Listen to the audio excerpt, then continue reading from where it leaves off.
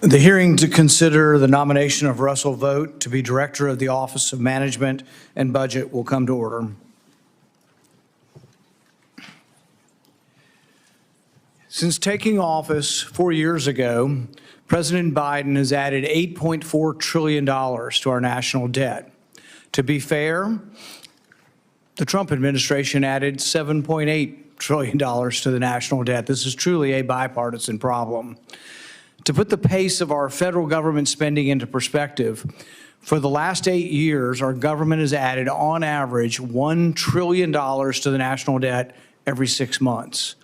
Now, for the first time in history, servicing our debt has come at a cost that is more than our entire defense budget. Interest now exceeds our military budget. This isn't sustainable.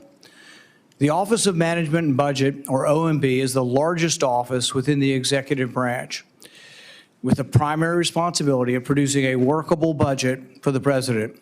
Unfortunately, over the past 4 years, OMB failed to address our nation's fiscal situation and, in fact, took actions that accelerated the country's fiscal crisis. Make no mistake, my colleagues on both sides of the aisle in Congress are also complicit in this reckless approach to spending by refusing to put any meaningful guardrails or parameters on taxpayers' money. For example, each year I put forth a budget, a plan to balance the budget in 5 years. Last year, I put forth a 6-penny plan. Started out as a 1-penny plan. You could cut 1% over 5 years and balance your budget. Last year was 6% because of the explosion of money that happened during COVID. Every single Democrat opposed this and 7 Republicans, but we got a big chunk of the Republican caucus on that bill. But instead of taking advantage of an opportunity for fiscal responsibility in 2025, we've added another $1 trillion to our deficit in 4 months since I introduced my budget. Reports out today were over $700 billion in debt in the last 3 months. For years, I've been beating the drum on waste in our government. Each year, I release a Festivus report highlighting the new and egregious examples of waste I found.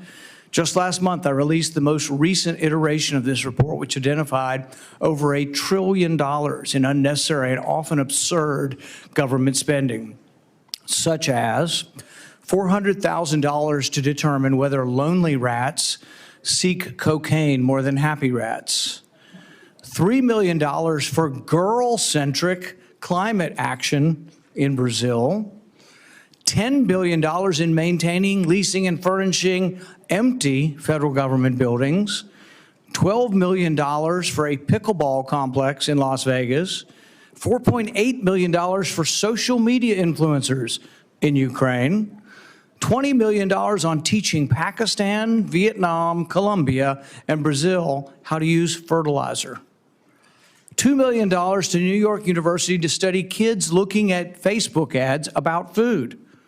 The list goes on and on. It is beyond time for our federal government to start taking responsibility for this reckless and irresponsible approach to spending. While I was disappointed to see our nation's annual budget deficit grow during President Trump's first term, I remain optimistic about President Trump's nominee, Russell Vought.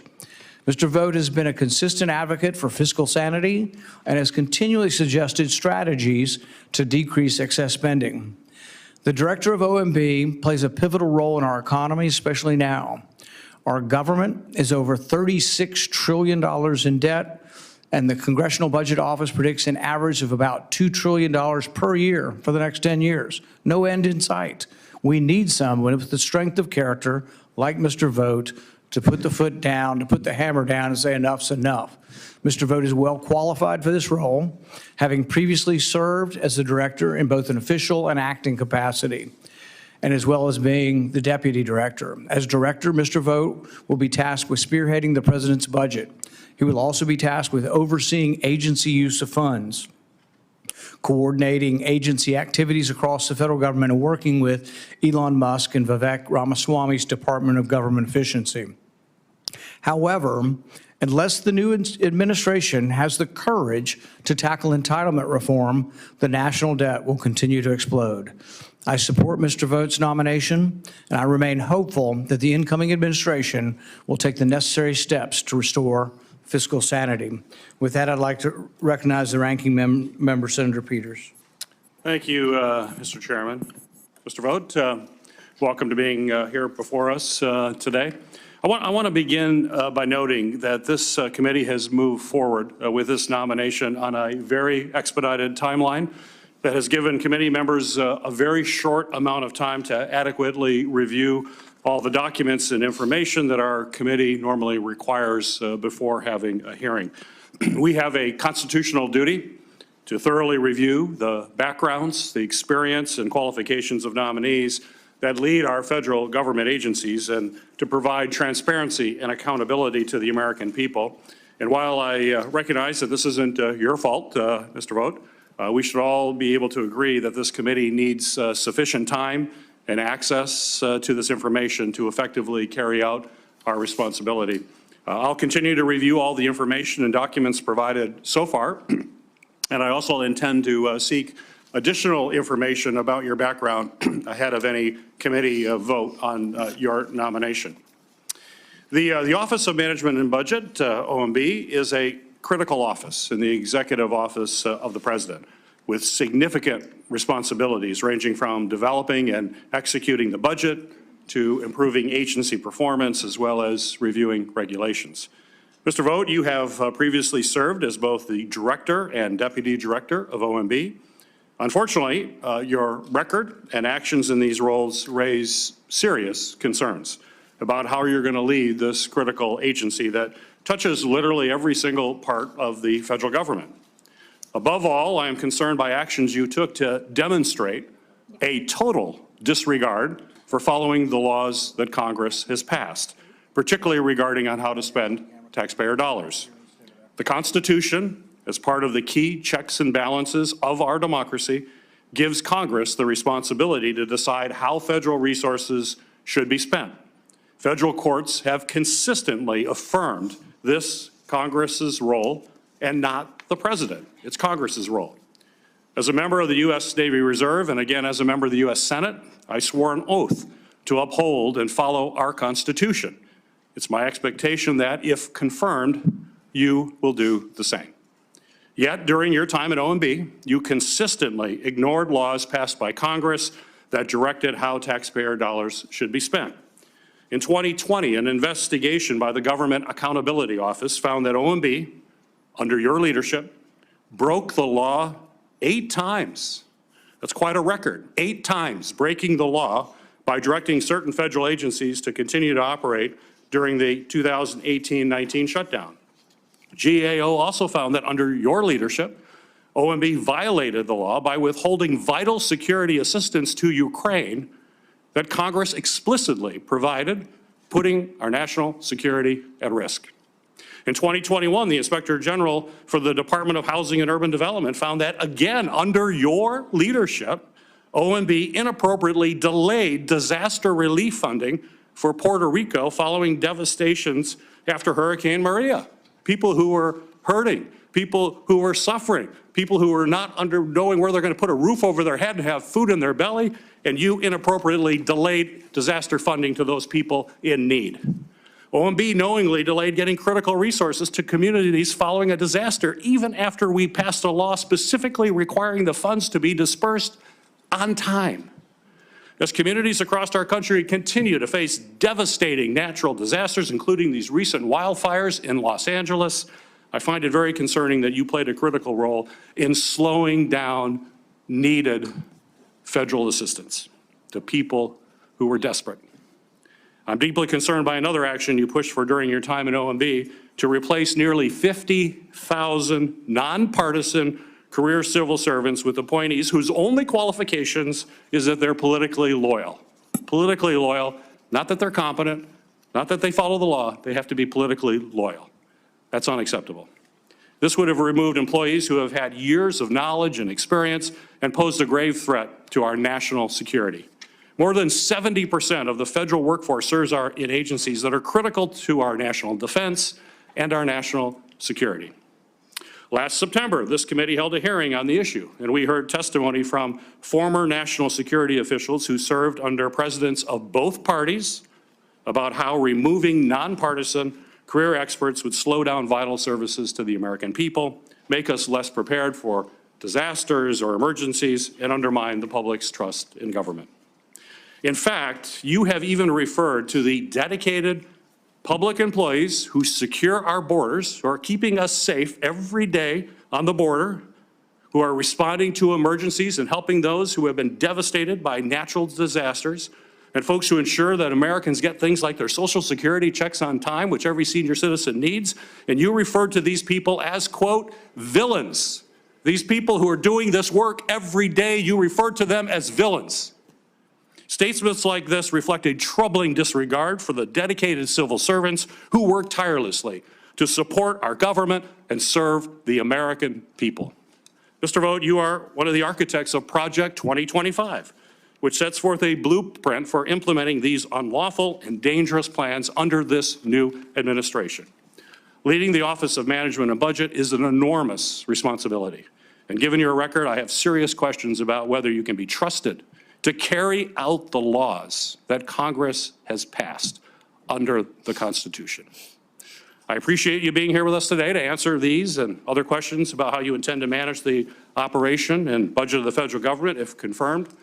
And I look forward to hearing your response to questions you'll be getting from my colleagues.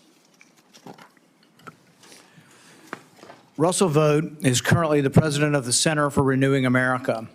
During President Trump's first administration, Mr. Vought served as the 42nd director of the Office of Management and Budget, the same position he's being considered for here today. Prior to becoming director, he served as the deputy director and acting director of OMB. Mr. Vought has also served in various roles across Congress throughout his career. Mr. Vought received his BA from Wheaton College and his law degree from the George Washington Law School.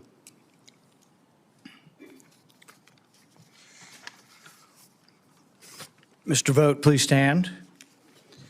It's the practice of the committee to swear in witnesses. Mr. Vought, please stand and raise your right hand. Do you swear that the testimony you will give before this committee will be the truth, the whole truth, and nothing but the truth, so help you God? You are recognized for your opening statement.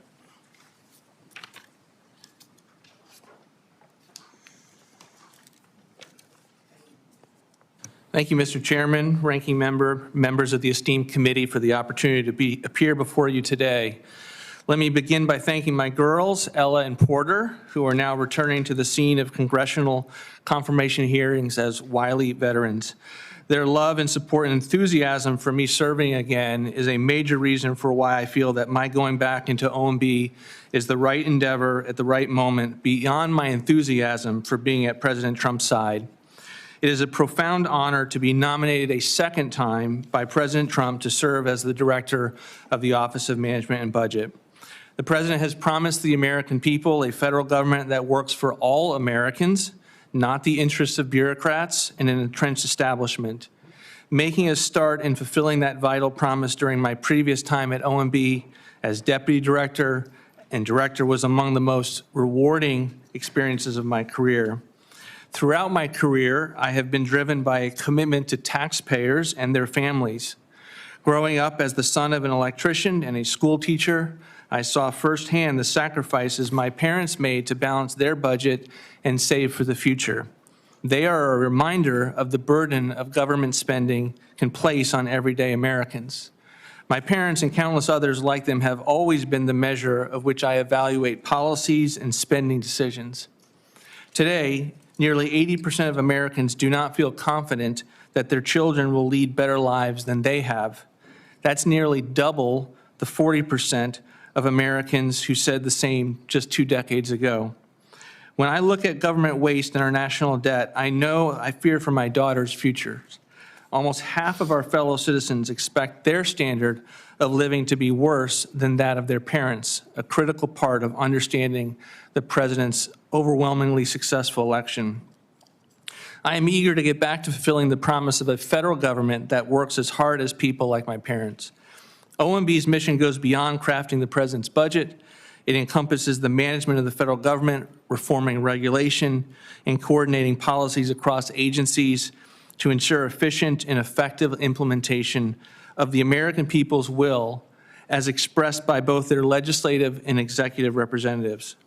A strong interagency process delivers the best results for all Americans, and I believe OMB's collaborative ethos is key to achieving those outcomes. The civil servants at OMB are among the most resourceful and innovative individuals I have worked with. It has been my privilege to work alongside them, and I look forward to leading and supporting them as director once again as we labor to make the American government work again. We have to use taxpayer dollars wisely because inflation driven by irresponsible federal spending taxes Americans twice. The average American household has lost roughly $2,000 of purchasing powers just since January 2021. The forgotten men and women of this country, those who work hard every day in cities and towns across this country, deserve a government that empowers them to achieve their dreams. While Office of Management and Budget may not be a household term, the agency's work is profoundly one that impacts their lives. If confirmed, I will continue to serve with the best interests at their heart to serve and strive to ensure every decision contributes to a more prosperous future for all Americans. Thank you for considering my nomination. I look forward to answering your questions and the opportunity to discuss how OMB can continue to deliver on its vital mission. Thank you. We will now proceed to questions where each member will have 7 minutes.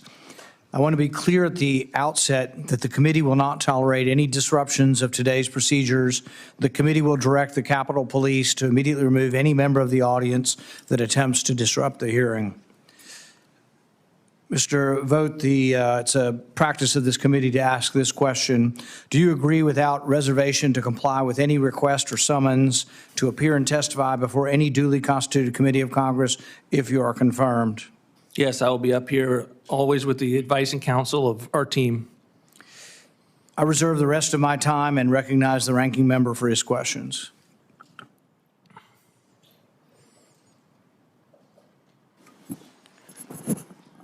Mr. Vought, under your leadership in 2019, OMB illegally withheld $214 million that Congress appropriated to the Department of Defense to provide security assistance to Ukraine. The Government Accountability Office concluded that OMB's actions were a violation of the Impoundment Control Act and that your actions then forced Congress to reappropriate the funds. Just 4 years ago, you told this very committee that under your leadership, OMB would abide by the Impoundment Control Act. However, your past actions and public statements suggest that you may not follow this law in the future. So my question for you, sir, is if you are confirmed as OMB director again, do you commit to follow the law and allow OMB to withhold funding from, and not allow OMB to withhold funding from programs that Congress has appropriated? Senator, thanks for the question. I will always commit to upholding the law. I disagree with the characterization of the General Accounting Office. My time at OMB, we followed the law consistently, and we will continue to do so. So that you can withhold funds that are appropriated by Congress? You think that's within the law? Again, Senator, we did not hold inappropriately funds. We were engaged in a policy process with regard to how funding would flow to Ukraine. We released the funding by the end of the fiscal year. Do you believe the Impoundment Control Act of 1974 is the law of the land that you must follow? It is the law of the land. As you know, the president has run on that issue. He believes it's unconstitutional. For 200 years, presidents had the ability to spend less than an appropriation if they could do it for less. And we have seen the extent to which this law has contributed to waste, fraud, and abuse. But as it pertains to the parameters of how we would use that, that's something that his team will have to consider when they are confirmed in these roles. So you know that the Impoundment Control Act has created a process that's been held by courts over and over again.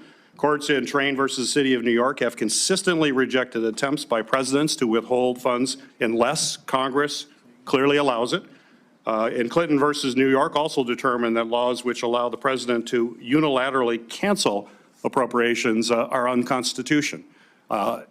Correct me if I'm wrong, but is there anywhere in the Constitution that gives the OMB director to determine whether or not a law is unconstitutional? Again, there are 200 years of practice by the presidents of the United States have used So this. you're saying these courts are wrong? That's fine if they're wrong, but these are the laws of the land right now. I'm aware that they are the laws of the land and the caseload that is on the books, and this is something that the administration will consider when they are in these roles, if confirmed. So you're going to continue to challenge and break the law going forward?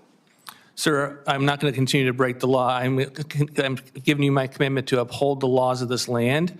This And administration. these court precedents, you don't care about the court precedents? No, sir, that's not what I've said. I've said that the president has run on the issue of impoundment and has reminded the country that 200 years of presidents have used this authority, and will be developing our approach to this issue and strategy once his administration is in office. Okay, well, as a member of the Senate Appropriations Committee, that I am on, in addition to this, I've worked very hard with colleagues to negotiate in good faith and reach bipartisan spending agreements. And I'm concerned about your actions and statements about the president going to be able to unilaterally refuse to spend money that Congress has appropriated. I get it, he ran for office, but that doesn't change the Constitution. There are other processes that we have to go through. We don't allow presidents to act outside of the Constitution. I would certainly hope you'd advise the president that he is also bound, that he will take an oath of office here in a few days to uphold the Constitution, and we have to abide by that, not because you just believe something. There is a process to go through. But my question is, how will Congress be able to negotiate in good faith if the president is simply able to disregard the bipartisan laws that are passed through the appropriation process? How do we negotiate with someone who says, I'm just going to do what I want, to the hell with the Constitution? Again, Senator, I think that's a mischaracterization of the president's viewpoint on this matter, and it is not something in which would impact bipartisan negotiations, notwithstanding anything that he announces with regard to impoundment. So if the president can refuse to spend appropriations passed by Congress, wouldn't he now just basically have the power to simply pick all the winners and losers who receive government funding? He has all that power. No, of course not. But again, I'm not going to get into the parameters of the power that it requires a policy process by his incoming team. Very concerning. Congress has granted the president broad authorities to respond to real emergencies and crises, like pandemics and natural disasters. However, past administrations of both parties have unfortunately abused these authorities, as the chairman and I have noted. In fact, Senator Paul and I have worked together on bipartisan legislation to curb the abuse of presidential emergency powers and reassert proper congressional oversight. And I'm deeply concerned about reporting that indicates that you designed the plan to abuse the National Emergency Act to circumvent laws passed by Congress by moving military construction money to build the border wall. Do you commit, so my question for you, sir, is do you commit to not recommend the use of presidential emergencies to accomplish the president's policy agenda? Senator, with regard to that instance in our first term, we were specifically using the transfer authority that had been provided in the language of the Department of Defense appropriations to be able to transfer that authority to the Army Corps of Engineers for its use on the border wall. It was specifically a transfer authority that Congress had given the president in the underlying appropriation. There was you circumvented the laws. I think it's pretty clear. My question is, next question and last question here in remaining time, will you support efforts to rein in presidential authority and ensure that Congress has a rightful say, in the use of emergency powers? Will you support those efforts? I'm not going to speak on future legislation, but the administration will review anything that comes to their desk, and OMB will have a definite role in reviewing that legislation, as you know, in terms of our enrolled bill process for the president. So, very simple question. Do you believe Congress has a rightful role in the use of emergency powers? Again, Congress provided the laws that the president uses to declare emergencies. If Congress wants to make changes to those laws, that's their prerogative to do, and the administration will consider those and have a position if those bills get to his desk. Thank you, Mr. Chairman. With regard to the subject, I'm sympathetic to some of the points Senator Peters is making. There was a vote at the time, and I actually voted with many on the opposite side of the aisle to say the power of the purse is Congress's when we decide it's going to be spent somewhere. However, given that that was my position and still is my position, I think there is some debate over transfer authority and moving money and what you're allowed to do and what you're not allowed to do. I disagree with it. I think if we appropriate something for a cause, that's where it's supposed to go. And that will still be my position. But I think there is at least some debate over the legality of repurposing, reauthorization, and the transfer in the law. And if we want to make it less so, we may need to tie up, you know, the rules and the boundaries more, see what we do to everything. There's a national security waiver, there's a presidential waiver, all these emergencies. Congress has made the mistake of giving too much power to the executives, regardless of party. So this is something I'm still open to, no matter who is president, and hopefully we can continue to discuss. Senator Johnson. Thank you, Mr. Chairman. Let me congratulate you on your new position here.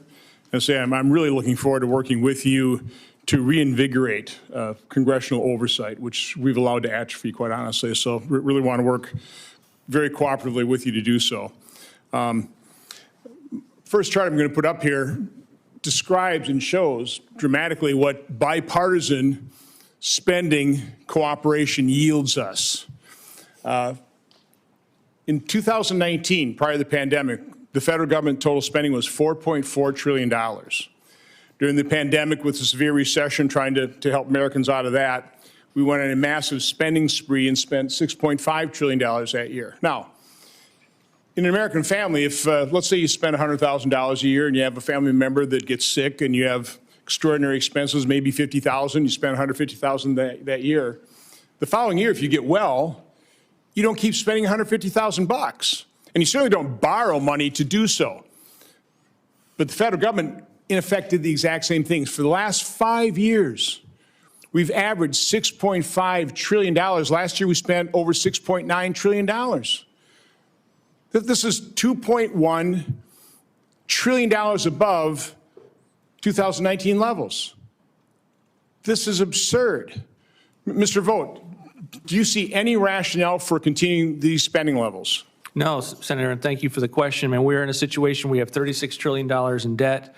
Our fiscal house continues to be a mess. When I left office, we were spending about $350 billion in interest per year, too much. And we're now in a situation where it has surpassed what we spend on defense. And we have to put forward budgets and spending plans. We have to consider them in Congress. The budget process needs to work again.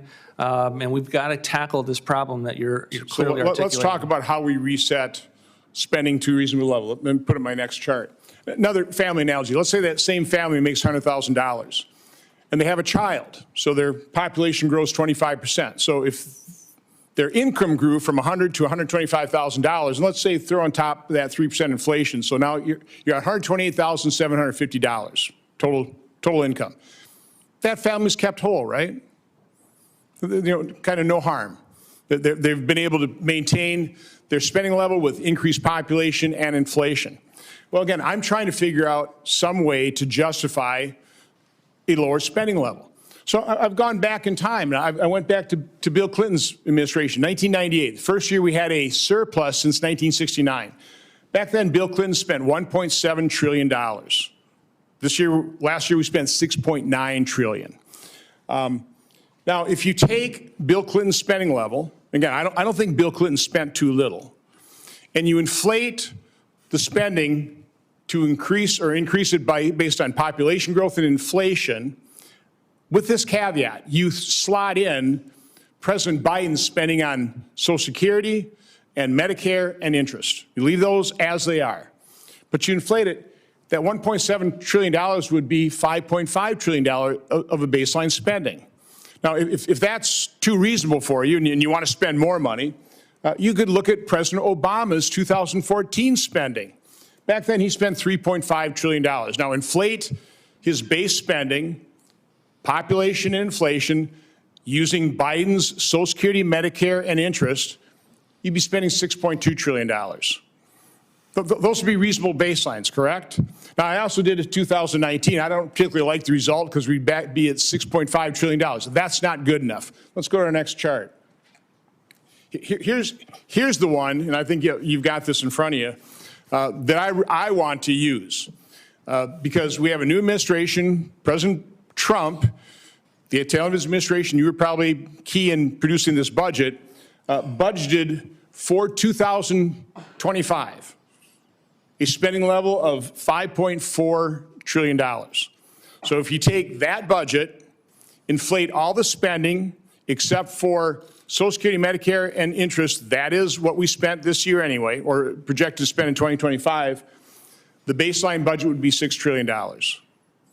So my question to you is, having gone through this, I realize a lot of numbers, a little bit of a rationale here. Why wouldn't this be a very reasonable baseline spending as a starting point for the next 10 years? Senator, I think it very well could be. I mean, I think we have to get into office if confirmed and look at the numbers, begin the formal budget development for the president's fiscal year 26 budget. Haven't begun to do that. But there's a clear template in terms of the previous budgets that the president has put forward.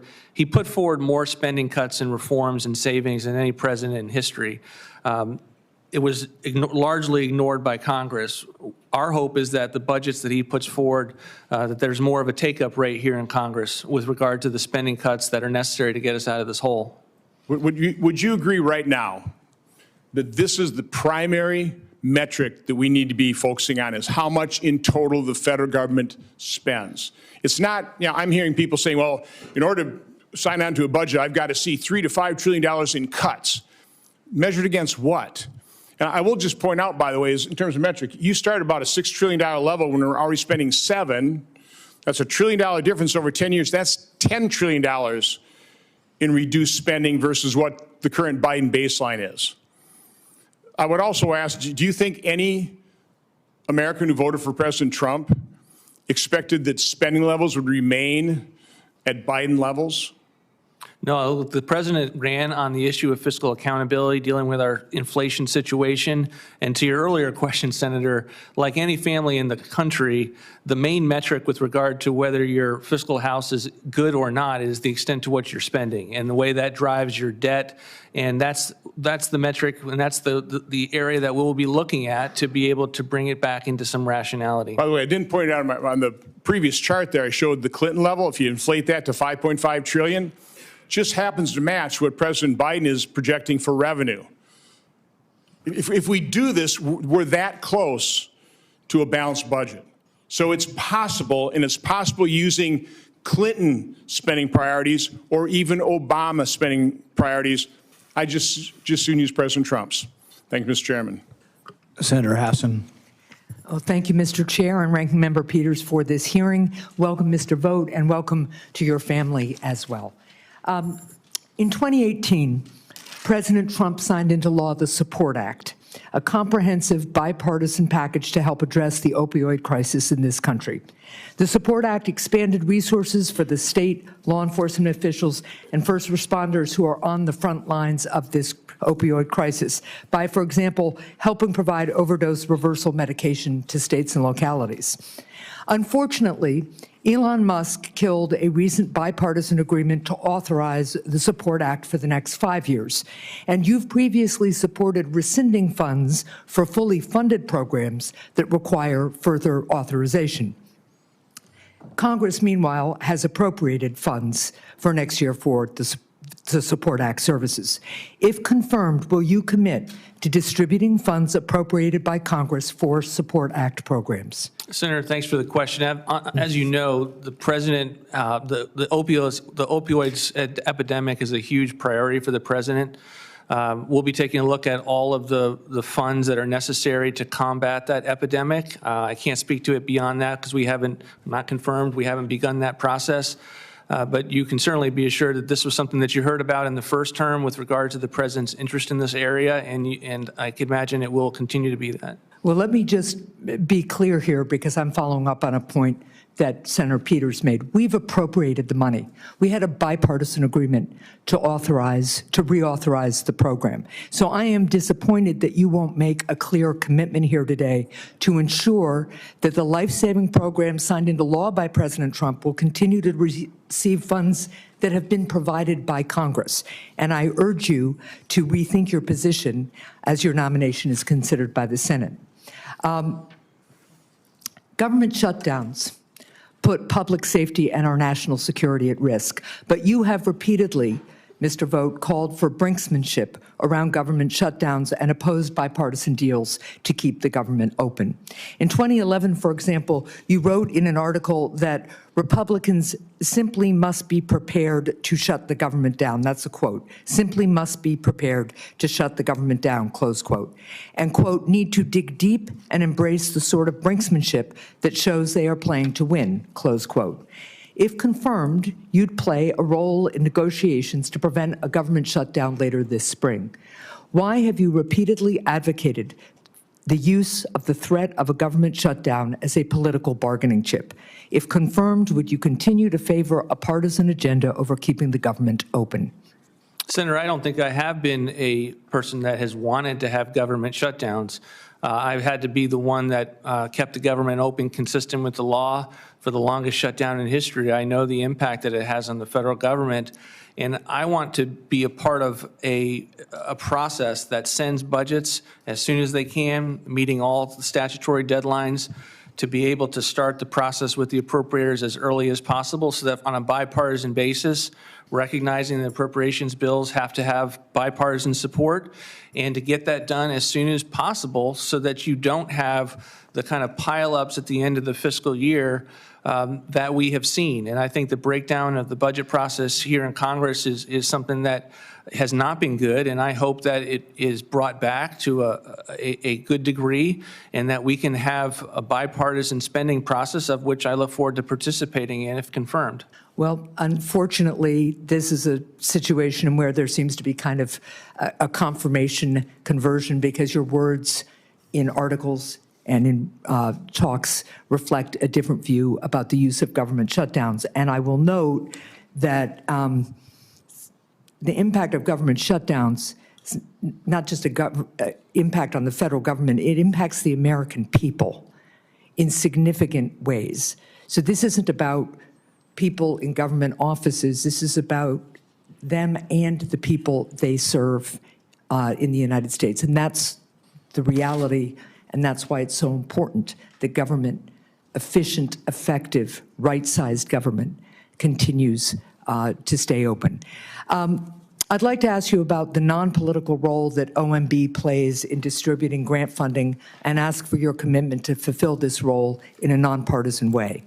In December, President Biden signed the Grant Transparency Act into law, a bipartisan bill that I worked on with Senator Cornyn to require agencies to provide greater transparency regarding how grant applications are evaluated.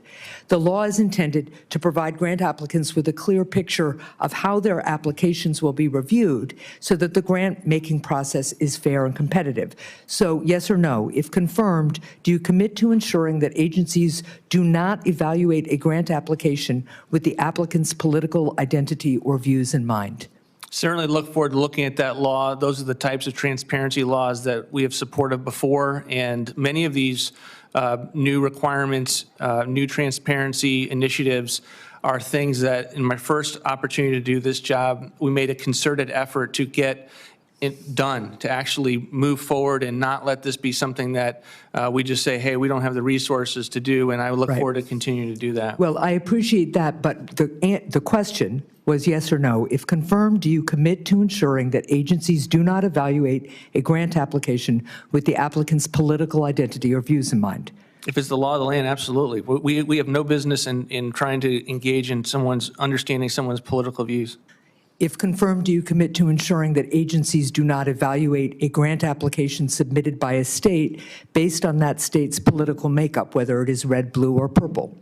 Again, Senator, the extent to which we make decisions are going to be based on the policy grounds, the agenda of the President of the United States. We will continue to do that. So if the President says to you, I don't care what the law says, I don't like California, and I'm not going to give them the disaster aid they need, you're going to stand up to the President and say, sir, that's not appropriate. Senator, I don't engage in hypotheticals, but the President would never ask me to do something along those lines.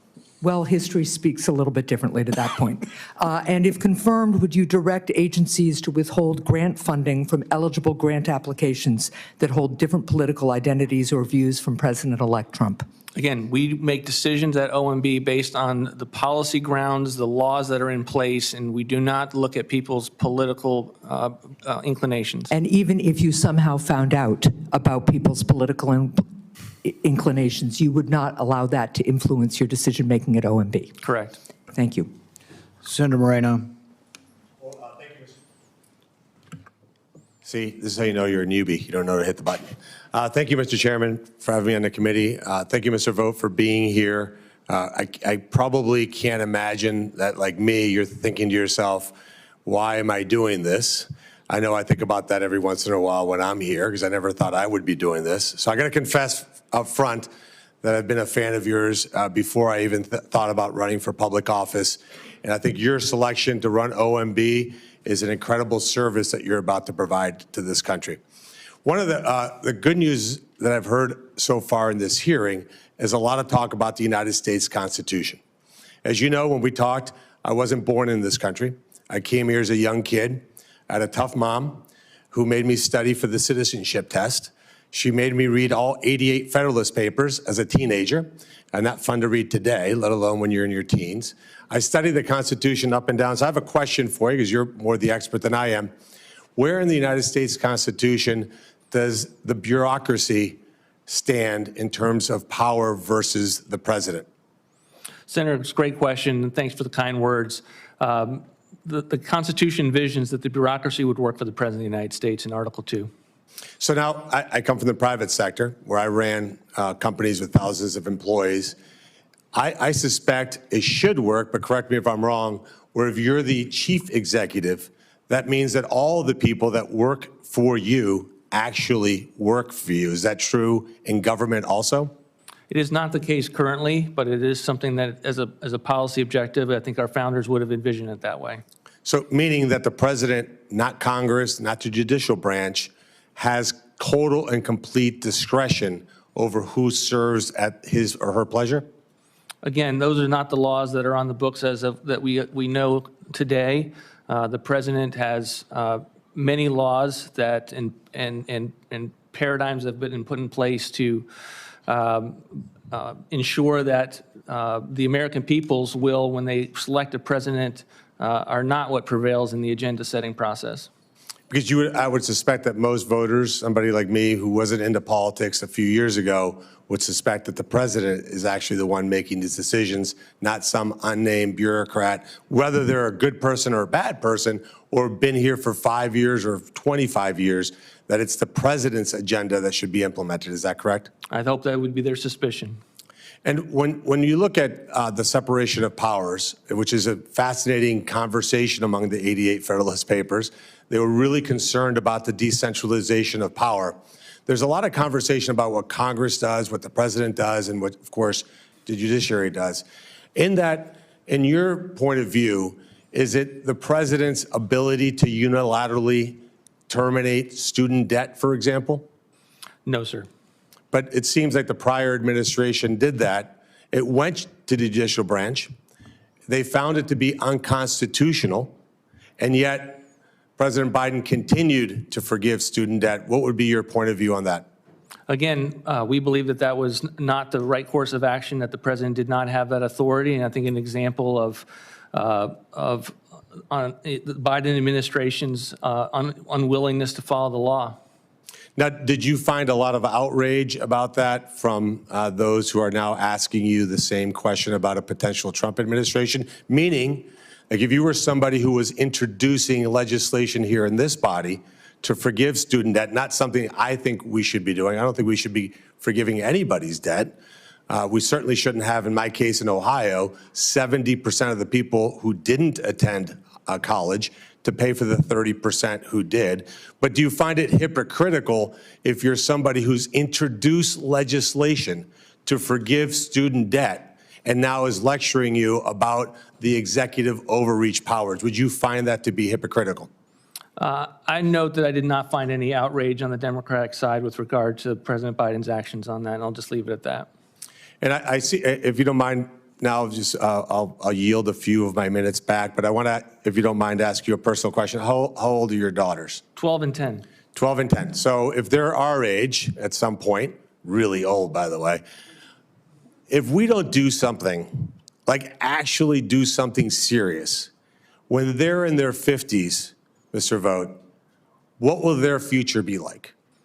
Less freedom, less opportunity. I mean, the extent to which we don't tackle our fiscal situation means that the amount of burden that's going to inevitably come from higher taxes, that's going to inevitably put on their backs with regard to debt and what they're inheriting is not what we were given. And we were given a better shot. And I think that's one of the things that keeps me up at night is the extent to which we haven't seen progress in the area of dealing with our fiscal situation, and that has to change, or it's going to have profound impact on the next generation and the next generation of those who are trying to take advantage of this country and the opportunity that it affords. And if I could just ask you one last personal question. When you think about what you're going through here in this hearing and what you're about to inherit going into work in a very tough situation, is it fair to say that you're doing this because you genuinely love this country and are concerned about the future of this nation? Absolutely, yes, sir. Well, thank you for doing it. I appreciate it. Thank you to your family. It is an absolute sign of patriotism for you to be here. Look forward to having you and every single one of President Trump's overqualified nominees to have this body confirmed so that we can get to work to put this country back on track. Thank you, Mr. Chairman. Senator Blumenthal. Thanks, Mr. Chairman. Thank you for your service, Mr. Vogt, and your willingness to come back. Thank you also to your family. As you know, in the closing days of the last session, the United States Congress, by overwhelming majorities, approved disaster relief funding going to the Department of Agriculture, as well as FEMA, for disaster relief all around the country. Will you commit to releasing those funds promptly and fully to the areas that depend on that disaster relief funding? We will continue to release the money that's appropriately been funded for these areas, as we always have with regard to the FEMA dollars. So the answer is yes. Yes, we will continue to do what we did in the first You term. won't continue because you're not yet in office. You will release that money fully and promptly to the agencies that can provide that relief. For example, the $31 billion, I believe it is, for the Army Corps and the Agriculture Department, the $2.2 billion for the Small Business Administration, $29 billion for FEMA. These are specific amounts. How about the $3.8 billion left for security assistance to Ukraine? Will you release that money? Again, Senator, I'm not going to get ahead of the policy process of the incoming administration, but when it comes to responding to the disasters, the president has always been someone that cares deeply about these areas and getting them. I'm talking about the Ukraine funding, which I believe is essential. The Congress believed it's vital. It's been authorized and appropriated. Will you release that remaining $3.8 billion? Again, Senator, I'm not going to get ahead of the president on a foreign policy issue of the magnitude of the situation with regard to Ukraine. Let me ask you, do you believe the Impoundment Control Act is constitutional? No, I don't believe it's constitutional. The president ran on that view. That's his view, and I agree with him. Have you read Train versus New York? That's the United States Supreme Court saying it is constitutional. You're saying that you're going to just defy the courts, the Office of Legal Counsel, under both administrations, including then Attorney Rehnquist, afterward becoming Supreme Court Justice, wrote for the Office of Legal Counsel. You are simply going to take the law into your own hands. I did not say that, nor did I imply that on behalf of the incoming administration. I said earlier to a question from Senator Peters that the incoming administration was going to take the president's view on this, as he stated in the campaign, work it through with the lawyers of the Department of Justice, some of whom are coming before Congress just today, if confirmed, and to put that through a policy process. And I can't prejudge that policy process, but I certainly can't announce the parameters of what it would produce. I am astonished and aghast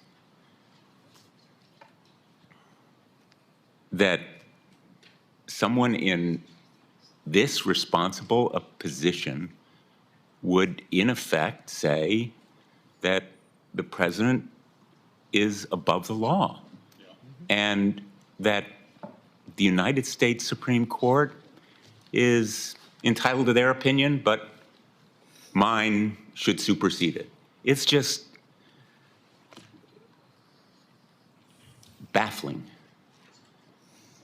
that we are in this, I think, unprecedented moment in the history of this country. And I think our colleagues should be equally aghast, because this issue goes beyond Republican or Democrat. It's bigger than one administration or another. It's whether the law of the land should prevail, or maybe it's up for grabs, depending on what the president thinks. I think it is fundamental, and I hope you will reconsider this view. And I'm going to put it in a question for the record to give you an opportunity to recast your answer, which I think should be disqualifying for both sides of the aisle, frankly, because what goes around comes around. The next administration could be Democratic, could be independent, but the Supreme Court in Train versus New York said it's constitutional. That's been the clear consensus. So let me move on. I'm the ranking member of the Veterans Affairs Committee. I'm concerned by your proposal that there should be a means test for who deserves Veterans Affairs disability compensation. For me, nothing's more important than caring for our veterans. I think that is true of many of us on both sides of the aisle. Do you believe that veterans should receive disability benefits only if they qualify under some kind of means test? Senator, the president has been a firm supporter of veteran spending, of getting veterans everything that they need. That was always reflected in all of the budgets that the president sent to the Hill, and I fully expect— I'm going to interrupt you with apologies because my time is running out.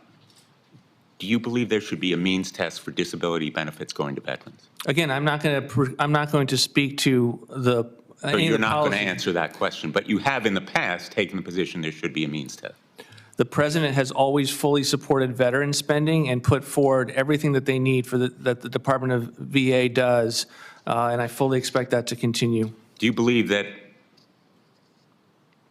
disability compensation benefits for veterans should be eliminated if any veteran has a disability rating below 30%? Senator, I'm not here on behalf of what I think, but I'm here on behalf of the president. That is the proposal from the Center for Renewing America, the organization that you founded. Do you continue to believe it? It's a think tank that I currently am the president of. It is not the agenda of the president, of the incoming president of the United States. And so I'm here on behalf of being his nominee and doing his budgets. Is that what he believes? Again, you should judge him by the budgets that he sent forward to Congress. And I am here on behalf of the fiscal responsibility that he wants to restore, and I fully intend to do that if confirmed. Thank you, Mr. Chairman.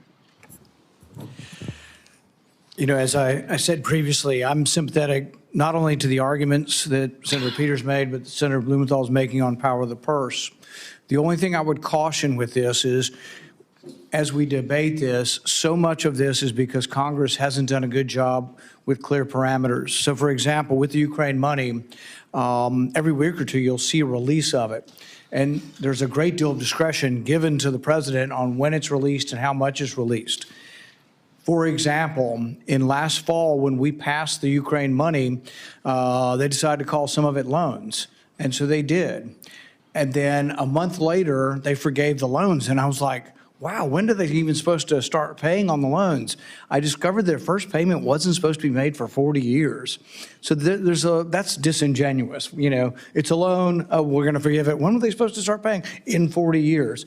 But there's a great deal of latitude. And part of this, and this is going to be as it moves forward, if we want to limit what the president does with moving money around, which I'm sympathetic to, we should have the power of the purse. We got to write better legislation.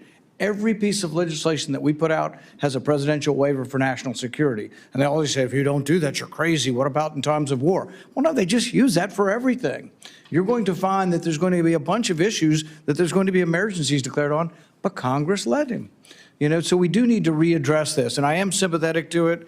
Senator Peters and I have a bill on emergency powers that I hope will get a vote, which says that basically presidential powers would expire in 30 days unless approved by us. Now, any presidential powers with either the current president or the next president go on forever unless we reject them with a 2/3 vote, an almost impossible bar. But there is, I think, a difficulty in the witness answering, will you spend all the Ukraine money, since I think it's complicated and they have all kinds of parameters for how much to spend, when, and there. We haven't made it that explicit. That's my only point. Did you want to comment? I will just say briefly, Mr. Chairman, the reason why Congress writes laws with attempted precision, not always, but sometimes providing latitude, is to enable some flexibility in the executive branch releasing funds. That's a prerogative of Congress.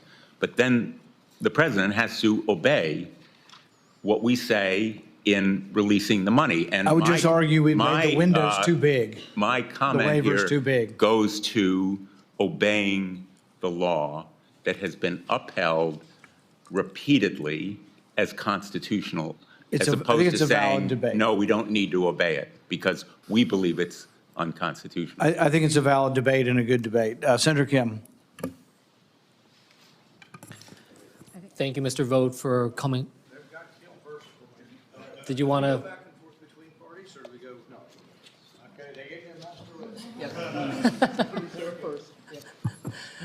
Well, thank you, Mr. Chair, for leading this committee. I'm excited to be on it. Mr. Vought, thank you for coming out before us. I want to start by just reading you a quote that you had said. It's, quote, there certainly is going to be mass layoffs and firing, particularly at some of the agencies that we don't even think should exist. I want to just give you an opportunity to clarify, what are the agencies that you don't think should exist? Well, I didn't say that. If you go back and look at the video of when I said that in an interview, I said there needs to be, I didn't make an announcement on behalf of the incoming administration that there would be. So I'm not here to do that or to elaborate on any plans to that effect, because I'm not sure that they exist. Okay, well then, let me go a little bit ahead here. There are some entities within the executive branch that have some space of independence, Federal Reserve and others. You've said in the past, quote, it's very hard to square the Fed's independence with the Constitution. Can you elaborate on that so I can understand your thinking? I'm not here as a think tank president, sir. I'm here as a nominee to be OMB director. The president hasn't spoken on that matter. I'm here on his behalf and for his agenda. Well, we are trying to assess your capabilities to do this job. And I guess I just wanted to get a sense of your understanding of the Constitution and the executive branches, in particular the president's capacity to be able to shape that. So I would like to just ask again, for instance, should the president have the ability to set interest rates? Sir, the president has run on the issue of bringing independent agencies in for a regulatory review. He has not spoken to the question that you just asked. I'm here on his behalf. I'm not on behalf of anything that I've stated with regard to policies at the Center for Renewing America, and I'm here on for his agenda. Well, I guess I'll ask it in a different way. Do you believe that the president has the authority to set interest rates? Sir, I'm not going to speak to the matter. That's a hypothetical that is best entertained. It's not a hypothetical. I'm trying to get a sense of your understanding of the power of the president. You will serve, if confirmed, in the office of the president. And I want to have a sense of your understanding of what the president is allowed to do and not allowed to do. And I think that that's a very valid concern.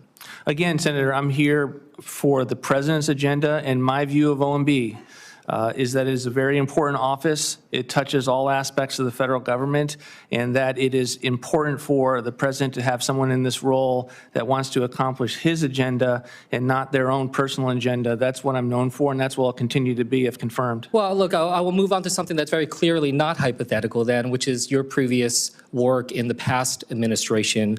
You said in your written testimony here, quote, the civil servants at OMB are amongst the most resourceful and innovative I've worked with. But I've also heard you say in other circumstances, quote, we want the bureaucrats to be traumatically affected. When they wake up in the morning, we want them not to want to go to work because they are increasingly viewed as the villains.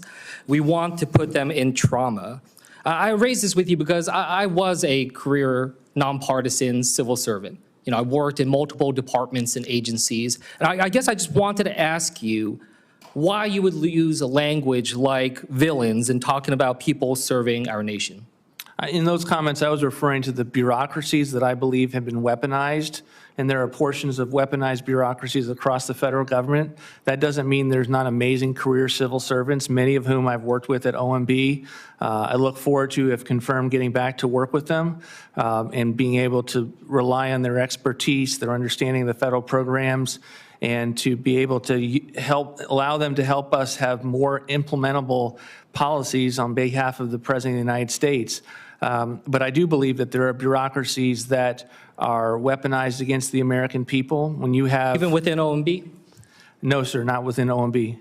Well, I guess I wanted to ask you then, at the end of your term as OMB director, you implemented Schedule F, and you implemented that as well at OMB. Do you remember what percentage of personnel at OMB you categorized as Schedule F? We implemented it at 90%. Again, Senator, that was not to fire anyone. It was to change their classification. And what is the purpose for the changing of that classification? What does that allow you to do? It's to ensure that the president, who has policy setting responsibility, has individuals who are also confidential policy-making positions, are responding to his views, his agenda, and works under the same basis that most Americans work on, which is they have to do a good job, or they may not be in those positions for longer. And I didn't find that to be the case with regard to anyone at OMB. But you felt that it was necessary to take this step still and hang that over them? Well, the president had a policy. He instructed all agency heads to use the Schedule F classification. You look at OMB, it is essentially all policy-making officials. That's why we had a higher percentage. And I am someone that is going to abide by the president's viewpoints. Have you had a conversation? I think it was a sound policy as it pertains to making sure that the president has career civil servants that are going to give us all of their knowledge and expertise and disagreement at times as to what they think about a potential proposal, but at the same time being aware that... Hold on for a second. I just wanted to ask this question, which is, has the president-elect had conversations with you about restarting Schedule F starting January 20th? I don't speak to the conversations that I have with the president. Those are private deliberations, and I'm not here to announce anything on behalf of When we have these confirmation hearings, we ask those that come before us to let us know what are the priorities of the president when it comes to the work that you do. I want to ask one particular question here. In the first administration, or so far in hiring for the second administration, have you or any other managers asked candidates for employment or current employees if they have who they have voted for in the presidential election, what party they are affiliated with, or if they have donated to campaigns? No. You have never, no one that you know of? No. And if you had heard and come and understood that some people within the administration or incoming administration are asking those questions, what would be your response to that? I can only speak for myself, Senator. I haven't asked those questions. Okay. I yield back. Senator Slotkin. Thank you, Mr. Chairman. Looking forward to working with you. I'm a former CIA officer and Pentagon official. I did 3 tours in Iraq. I worked very proudly for both Democrat and Republican administrations, including in the White House of both. I'm also a Democrat who won in a Trump state, right? A state that we were both on the ballot. I think what's interesting is we don't have to guess how you'll be in this job because you've been in the job before. You are kind of the ultimate Washington insider. You've been in for 26 years in this town. You've been on the Senate. You've started a think tank. You've been in and out of different policy jobs. So you're definitely of this town, and you clearly know the rules well of this town. You've said, and I agree with you, that a budget is a reflection of president's priorities. I think the thing that was really disturbing as a Michigander was one of the things you did 3 out of the 4 budgets that you prepared last time was zero out the Great Lakes Restoration Initiative, this huge program to maintain the Great Lakes, 20% of the freshwater of the world, where it took bipartisan work, including potentially senators in this room before my time, to claw that back. We have projects on treating algae blooms and invasive species, cleaning up some of our bays, making sure it's accessible for commercial traffic. What's your view on the GLRI? Are we going to have this conversation again when you zero it out in the budget? Have not started, because I'm not confirmed, working on the president's fiscal year 26 budget.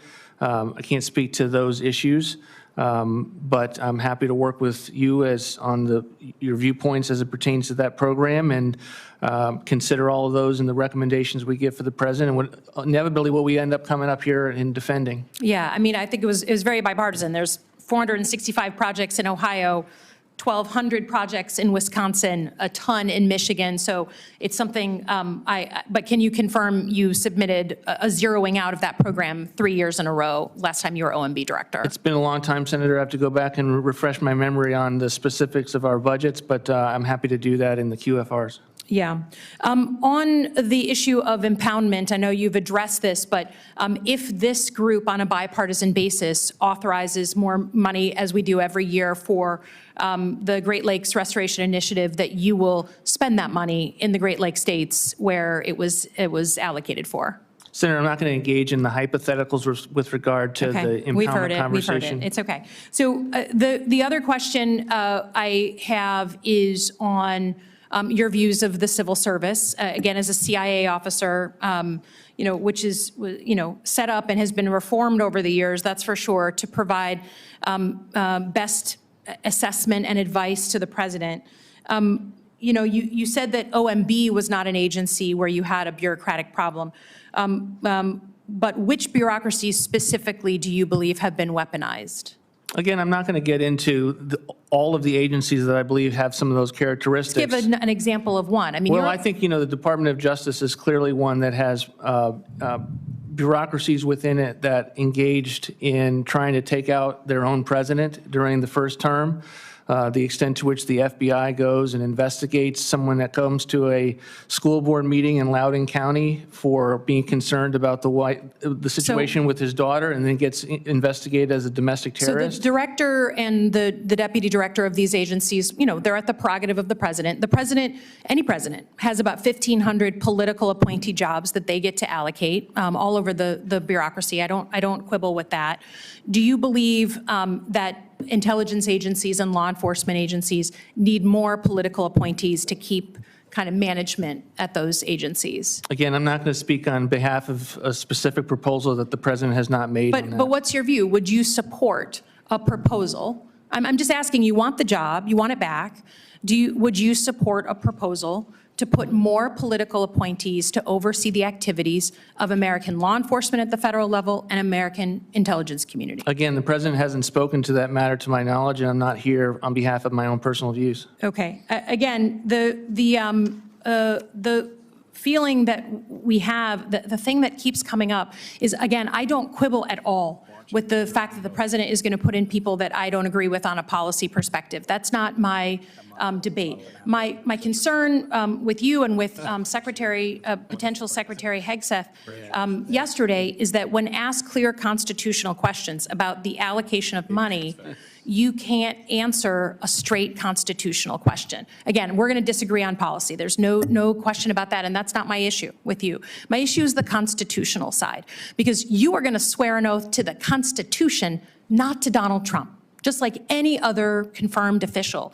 So can you confirm for me, please, that you will abide by the Constitution and current law as it is, not what you wish it to be? I absolutely will abide by the Constitution at all times.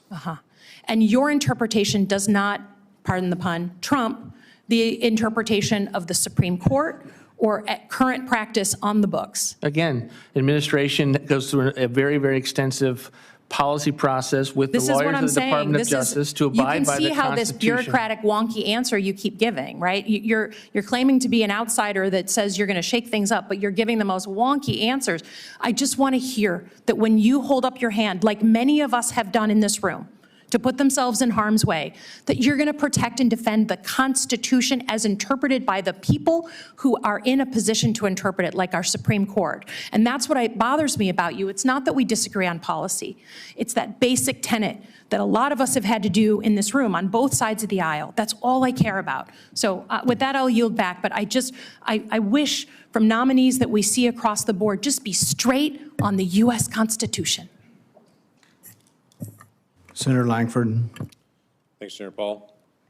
First of all, it's good to see you again. Good to see you, Senator. You have done a lot of work for the United States. You have sacrificed a lot of time. Your family has paid a big price for that. For that, I say thank you to all of your family and to you. I often will refer to OMB when people will look at me with a confused look, like, what is that? I will say it is the most important agency you've never heard of. It is a common refrain that everything has to come through there to be checked. You're keeping us out of legal trouble. You're getting the budget train on track. All those things are incredibly important. And so I thank you for the work. It is super wonky, super nerdy work, but it is incredibly important to be able to do. So thanks for stepping into that. I've got several things that I want to be able to talk through. Mr. Chairman, I'd like to ask permission to be able to put something onto the screen as well. Would that be okay? Without objection. Thank you. So you started work when you were at OMB before on a bill that was passed called the Taxpayers' Right to Know to create a federal program inventory. That was great work that you laid. To their credit, the Biden administration and OMB continued that work of working on the federal program inventory.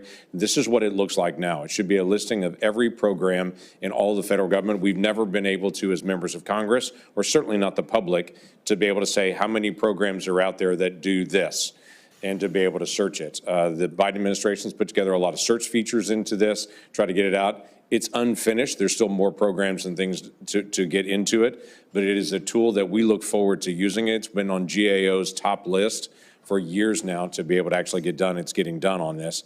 But there's some areas that are unfinished on it that I want to just be able to highlight on it. The Biden administration has done a lot of work to be able to get the skeleton of this going. But let me just give you one example. This is not about Youth Build as a program, not making a policy statement on it. It just is one of the many entities that are here. This lists how much spending is done on it, on the different authorities that are done, what regulations are from it. But also one of the requirements of this is to be able to ask, what's the results? Here's the money that Americans are spending. What do we get for that?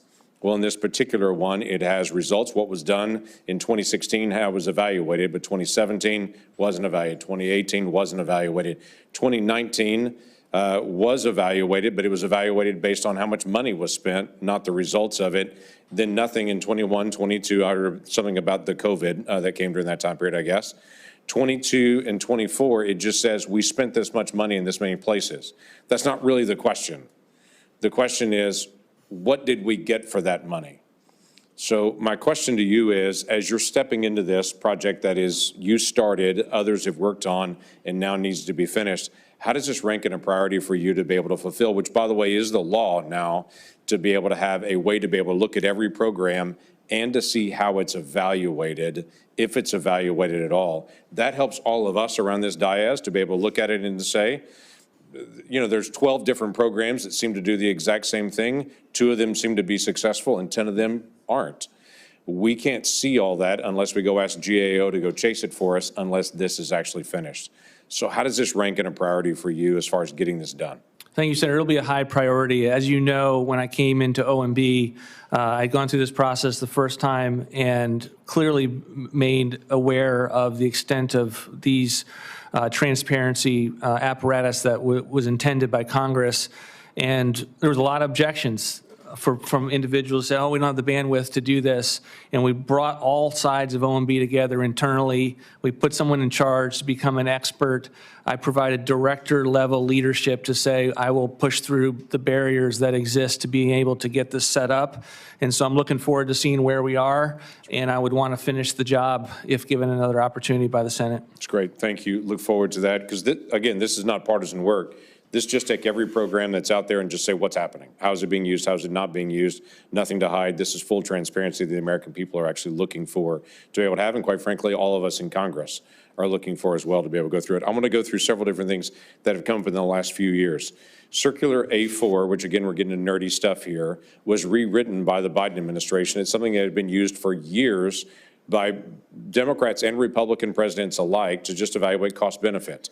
The Biden administration came in, changed all the rules that had been done for decades, and said, we want to rewrite this. And actually what we want to do is to say, we're going to evaluate it based on the immediate costs, but the long-term benefits. We're going to look at just the costs in a small area, but get the global gain from this. They changed the rules of how every regulation's done. That's something I would just say, you can't say how you're going to be able to act on this because you're not there in the seat on it, but I would say, change it back. There should be no disagreement with this body to say, use the same rules President Obama used, okay? Because this was a nonpartisan rule until they tilted the scales and said, no, we want to be able to change the scales on this. Something else that you put in place that I thought was a great benefit to the American people was that all guidance documents had to be online. That if an agency had guidance, it couldn't be hidden guidance. There couldn't be surprises show up in some business out there and say, you violated our guidance, when people would say, I've never seen it, I don't even know how to find it. Most agencies didn't have any of their guidance publicly until you actually helped put it online and it could all be done. Well, the Biden administration came in and turned that off and said, no, the American people and businesses can't see the guidance from agencies. You've got to guess what guidance that agencies are putting out. Oh, I think that's wrong. I think if there's a regulator is going to actually put a guidance document out there, I think they should actually have the guidance and should be able to find it rather than have to play Mother May I to go get it or guess what it is. So again, you're not in that seat, but I would recommend, based on the desire of the American people, if their government is going to put guidance out on what they need to do with the regulation, they should at least know where to be able to find it and to be able to have that. So that's another piece coming up. You have a lot of responsibility in the days ahead for helping us deal with spending. The chairman brought this up at the very beginning on this. My question to you is, how do we get a hold of the grants? We have a grant that came out from State Department doing an investigation on, do helmets improve safety in Ghana? Well, I can go ahead and not spend $1 and tell you probably helmets improve safety there just like they do here on motorbikes and bicycles. I don't need to spend that money on it, but for some reason we decided it's in America's best interest to do a study on helmet safety in Ghana. How do we get the parameters to make sure grants that are going out are actually in America's best interest and best use of Oklahoma taxpayer dollars? Sure. Senator, thank you for all the questions, particularly on the regulation front. And some of these ancient landmarks that the Biden administration moved are certainly, we're aware of them and will be considering them in detail. As it pertains to grants, obviously the management side is a very important office, OFFM, putting forward rules and regulations to guide agencies on the grant process, but also asking the oversight questions. And many of the times that OMB is accused of withholding money, or these are not impoundment conversations, these are us asking the questions of the agencies, how are you going to spend the money wisely so that we can get all on the same page as to whether something's going to be totally wasteful or not. And that is, I think, one of the important aspects of getting in and being confirmed for this role. Great, thank you. Thank you, Mr. Chairman. The question was brought up previously about the constitutional oath and obeying the Constitution, and I would not diminish that at all, but I would argue that it's a little more complicated than some would make it out. Article 1, Section 10 of the Constitution, Clause 1, actually says that no state shall pass an ex post facto law. So recently, the president was convicted in New York of a law that was passed after 20 years after the alleged crime. And that law was passed specifically at the behest of going after one individual, which is also a bill of attainder and also potentially unconstitutional as well. But not everybody up here agrees with what I'm saying, that it's an ex post facto law. Some people loved it and thought it was a great use of a prosecutor who ran to try to convict the president to go after him. So there are debates over what the Constitution says. With regard to Article 1, Section 10, Clause 1, it also says that states may not accept anything but gold and silver coin as tender in payment of debt. That's not adhered to by every state in the union. And yet, we're not going to somehow say, are you going to obey the gold and silver, clause of Section 1, Clause 10? The loan program. This was a case which is even much more clear-cut on the Constitution, where the court is actively telling President Biden that what he's doing is illegal, and he's actively doing the opposite of it. Now, I would be fair. During the quarantine, the Trump administration began by saying you no longer have to pay your rent or your debt based on a quarantine resolution from 1938 from the CDC, which did not apply. The Biden administration continued it also. But I think when we talk about obeying the oath of the Constitution, we want sincerity. We want someone who truly believes that they will read and understand and obey the law. Will you obey the Constitution, and will you obey the law as written and interpreted? Yes, Senator. Senator Gallego. Thank you, Mr. Chairman. Mr. Vought, as OMB Director, will you be giving advice to the President? Yes, Senator. Not just executing whatever you want. Great, perfect.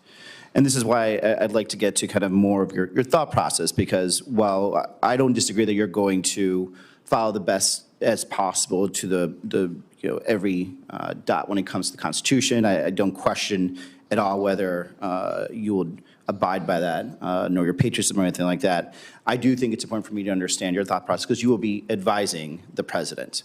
And as such, I'd like to know what your thought process was in your positions in the past and previous, in your previous roles.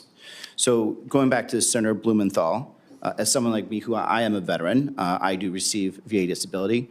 Many of the men I serve with in the Marines also receive disability. I have gotten very frightened phone calls in the past about different things they've heard, a lot of times online, that either the Democrats or the Republicans are going to cut VA disability, whatever it is. It always happens. It's not just comes from both sides. They're worried about both sides cutting it, and it makes sense if you understand their life. A lot of them have very, very small, personal budgets. If something is cut, that could affect their livelihood, their ability to pay rent, and things of that nature.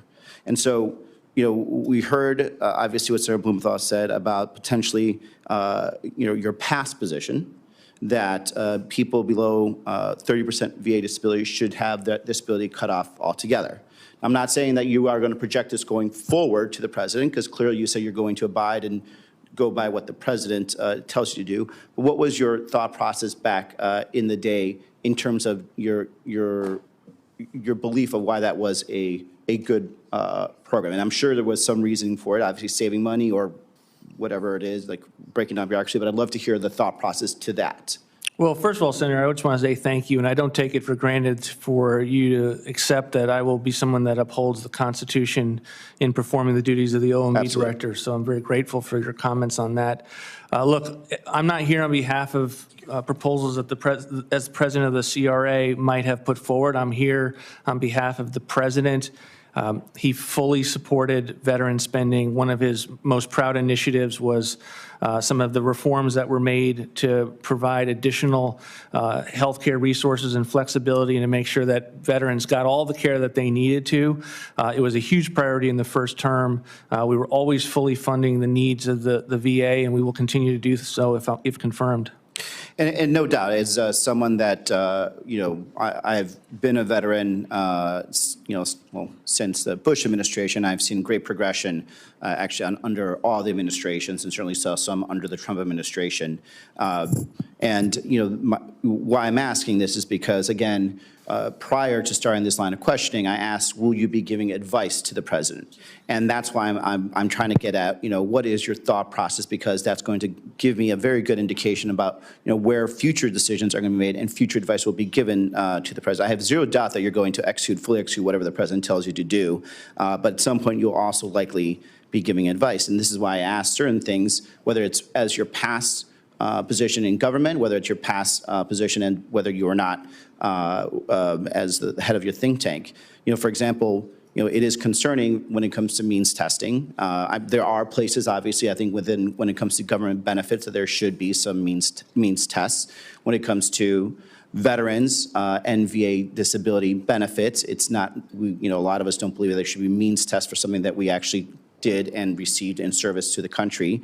And so if you could explain at least that, what was the thought process? Because that helps me determine what is going to be the advice that you'll be giving to the president, because it does concern veterans. We would be concerned if somebody is going to cut our benefits, or if at minimum we understand where the process is, and maybe we could say, like, this is someone that's being reasonable, and maybe we could, try to work with them in any other way possible.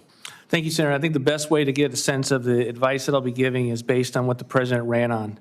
My view of this role is that you take what the president wants to do, what he ran on, what he is articulating once in office, and figuring out how to best implement it and to do it in the most efficient manner. And the president ran on fully funding veteran programs and providing what is necessary. And I think that should give you a pretty good sense, even though I'm not going to get into the specific advice that I give to the president. So in your interpretation of the president being a stalwart supporter of veterans, and I think he definitely ran on that. I think we could all agree on that in this committee. And certainly almost everyone I serve with voted for the president, so I think they also believe that. Would that include the fact that that would be including protecting VA disability that would match the president's point of view? And would you advise them to actually follow through on that by protecting VA disability ratings? Again, Senator, I'm not going to get ahead of the budget process other than to say that it's been a priority to fully fund the needs of the veterans, and that will continue if confirmed. Okay. Are you back? Senator Scott. Thank you, Chairman. Ms. Vought, congratulations on the nomination. I enjoyed working with you when you were up here before, and I know you'll do a great job.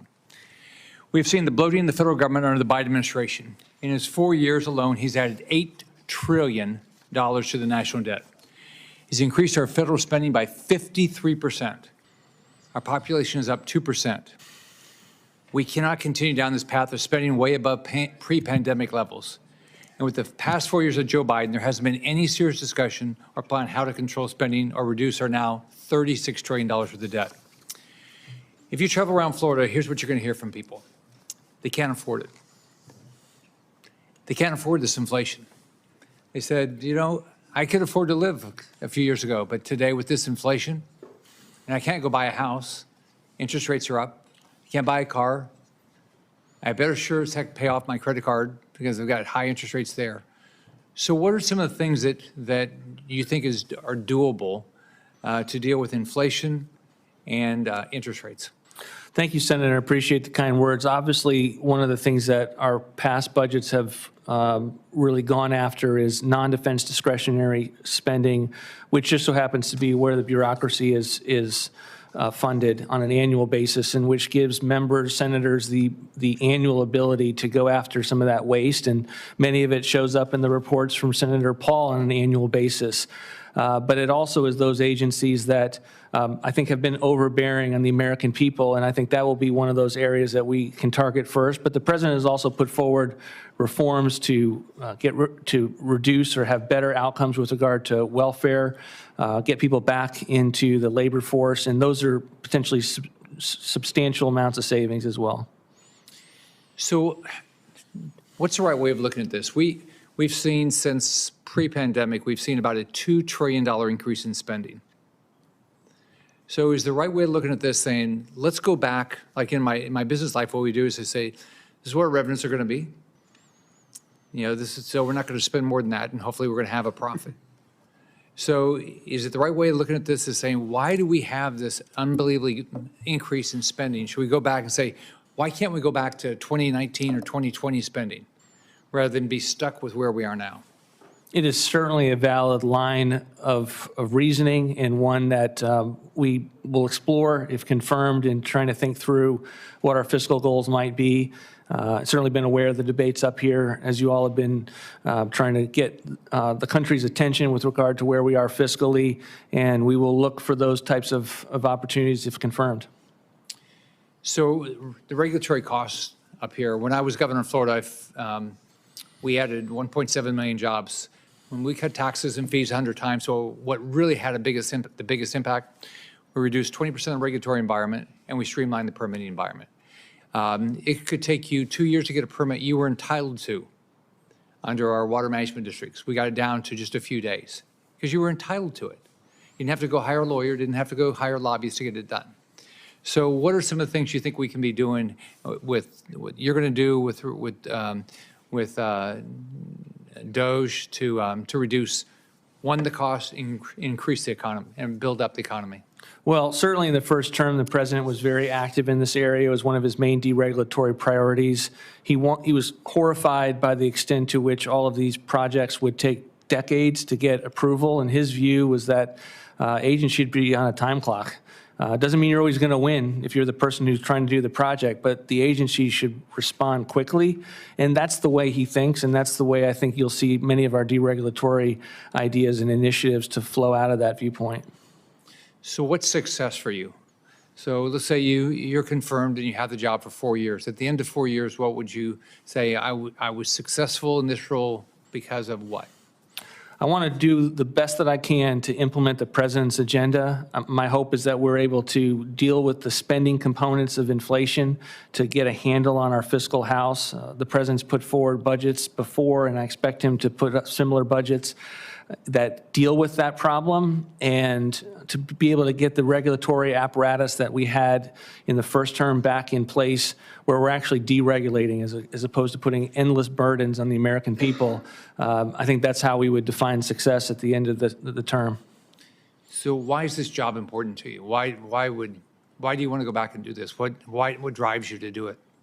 Well, I think the president deserves to, having done this the first time, people who know how to do the job, can do it well on day one, who can implement his agenda. And it's very rare in life that you get an opportunity to think about a job for 4 years and to try to go back and even do it even better. I think the president deserves that, and I'm looking forward to being confirmed, if confirmed by the Senate, and doing that job. All right. Thank you, Chairman. I yield back. Senator Hawley. Thank you very much, Mr. Chairman. Mr. Vought, good to see you. Congratulations on your nomination. Thank you for being willing to do this job again. You did a great job the first time around. I look forward to seeing you back in this office. Let me just ask you, one of the important functions of OMB is the role that it plays in managing procurement through the Office of Federal Procurement Policy. Would you agree with me that it is a problem? And by the way, I think 1 out of every 10 taxpayer dollars goes to federal contractors. So that's a lot of money. That's a big part of our budget. Would you agree with me that it's a problem when we are sending federal contracting dollars to entities, firms, especially consulting firms, that are simultaneously taking money from and doing business with our most lethal opponents, like China, for example? I mean, doesn't that strike you as a little strange? That is concerning, yes, Senator. Here's an example, prime example of this kind of behavior. McKinsey, the consulting firm. So McKinsey got, in the last year for which we had full numbers available, over $851 million worth of consulting work. They had 90 prime contracts with DOD. They got $98 million in contracts from the Army, $132 million from the Air Force, $37 million from the Navy. I think they advised on the F-35 fighter jet program and the Air Force Space and Missile Systems Center. At the same time, they had 1,000 employees in China. They were doing business directly with the Chinese government, and they advised Chinese state-owned enterprises that have now been blacklisted by our own military. Now, my view is that if they want to do business with China, I don't recommend it, but I suppose it's fine so long as it's not illegal. But I don't think they should simultaneously be getting hundreds of millions, approaching $1 billion in contracts, federal contracts, military contracts from our own government. Here's my question for you. You're going to have a lot of influence in this process through the procurement rules and process. Will you be an advocate for protecting American taxpayer dollars in this contracting process where hundreds of billions of dollars are spent every year? Will you be an advocate for protecting that and making sure it's not going to entities who are effectively double dealing and advising our enemies at the same time? Absolutely. I'm very excited, if confirmed, getting back to being able to work with OFPP, getting a handle on the guidance that we're giving government-wide as part of the FAR Council, and to really look at what are the regulations that are in place and how can we get them better. Great. That's great. That's fantastic. Give me a sense, just while still on the procurement topic, how you might ensure that procurement policies prioritize American-made goods and services, particularly in industries that are vital to our national security. And I just think about our experience in COVID, and you were there for the beginning, the onset of the pandemic, and when we learned that, my gosh, we couldn't, the most basic medical supplies we're importing from overseas. Our medical supply chains are so compromised in so many ways. So give me a sense, have you given some thought to how the procurement process might be used to safeguard those critical supply chains and prioritize American manufacturers? Yeah, I think clear leadership from the director to make sure that a viewpoint from the president is implemented at the level of policy that the OFPP is reviewing. A lot of times in the management functions at OMB, they're kind of on autopilot with regard to the clear direction of the president, and using the president's management tools and his agenda to be able to drive that policy across the federal government is something that we fully intend to do, and to do it robustly. Very good. Let me shift gears just a little bit, but still thinking about federal regulations. Through OIRA, you have a lot of influence, thankfully, on the regulatory landscape and environment. I asked your predecessor in this role, the Biden administration nominee, if she would commit to the Hyde Amendment and the principle that we should not be using federal taxpayer dollars to promote abortions, which has been a bipartisan commitment, as you well know, for decades. She wouldn't commit to that. And indeed, as you know, the Biden administration pretty promptly walked back their commitment to it and has been essentially violating the law, because it is the law. They've been violating it for years now. Let me just ask you, when it comes to the Hyde Amendment, which is the law of the land, will you work to ensure that all of our rules and regulations, everything that comes across your desk, is in full compliance with the Hyde Amendment, and we are not spending federal taxpayer dollars to promote abortion in any way? As I've said, Senator, we will abide by all laws on the books. Very good. Let me ask you just a couple more things, and when it comes to the policies of life, because again, you're going to have a lot of influence over the regulatory environment. Would you agree that federal funding for family planning through Title X, through that grant program, should not include federal funding for abortion providers? Again, the president has made his views on abortion really clear throughout the campaign. I'm not going to get ahead of the president with regard to the budget process. We have submitted budgets in years past that give the Senate a sense of how he would budget, but I'm not going to get ahead of the president on that. But let me ask you this, and just to be clear, what I just asked about was the Trump policy from in his first term, but here's another one. Pregnancy resource centers, should they be able to receive federal funding through federal grants? That was the president's policy in his first term. Do you think, again, as a matter of federal rules, pregnancy resource centers ought to be eligible? Again, the president's a pro-life president. He had a very pro-life record. He had an extensive debate within the campaign at his views, and I'm not going to get ahead of him on the budget process, but I think the country has a good sense of where he is on the issues. Let me ask you just one more. The Mexico City policy, which I know you're familiar with, OIRA is very important in that policy. That's just the policy, for those keeping track at home, that says that American foreign aid dollars, tax money, shouldn't be spent on abortions overseas. President Trump championed this in his first term. Every Republican president has for decades now. Do you agree with the Mexico City policy, and would you implement it if the president directed you to? Absolutely, we'll implement anything the president's asked me to direct. Very good. Thank you, Mr. Vought. It's great to see you again. Thank you, Mr. Chairman. Senator Ernst. Thank you, Mr. Chair, and thank you, Chair and Ranking Member. It is good to be back on the committee after a hiatus for many years. Good afternoon, Mr. Vought. Thank you for the really robust discussion yesterday. I truly appreciate that. And thanks for being here. You were here 6.5 years ago as well, and I do remember that as your kids had been sitting behind you during that as well. And one of my colleagues had very inappropriately questioned you on your faith as part of your first confirmation hearing before the Senate. And I just want to commend you because during that period, you handled yourself with extraordinary grace. And so I truly appreciate that. And I just want to be on the record as stating that I think people of all faiths should have a place in the public square. But thank you so much, and what a great example for your children. So As the chair of the Senate Doge Caucus, I look forward to working with you to make government more transparent, accountable, and efficient. And it's impossible to achieve these goals, though, if we don't even know how Washington is spending our tax dollars. During my time in the Senate, I've passed numerous laws to do just this. One requires the Department of Transportation to report all projects that are $1 billion over budget or 5 years or more behind schedule. Another requires the Pentagon to put a public price tag on all R&D projects funded with taxpayer dollars. Despite numerous laws being passed, these were passed and signed into law, agencies have been completely ignoring the mandates.